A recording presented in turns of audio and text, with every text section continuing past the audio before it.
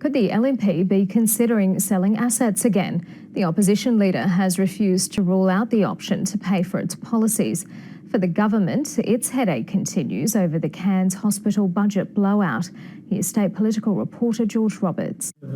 If anyone knows the value of healthcare, it's Tony Stevens, alive thanks to a donated heart. You can't buy that, so it's the biggest gift of all. Growing hope in a Brisbane lab, tiny pulsing pieces of heart muscle could one day see doctors making new organs.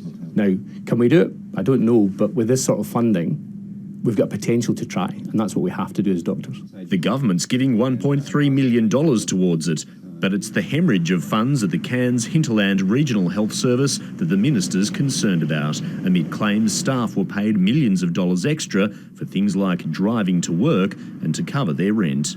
I'd like to ensure that the administrator looks at those things. An $80 million hole is predicted, left by the board, which quit yesterday. The Health Minister is going to have to manage that budget. My advice is that this is unique, and this is the only hospital and health service that faces this sort of financial problem. Comments by former Premier Campbell Newman have caused financial pain of sorts for the LNP leader, with fresh pressure to rule out selling state assets. Unless Tim Nicholls says the words, the LNP will not sell your assets in Queensland, anything else is quite simply weasel words, and we'll know that that is still his top priority as the opposition leader. Tim Nicholls will rule out leasing them. I'm being as clear as it's possible to be.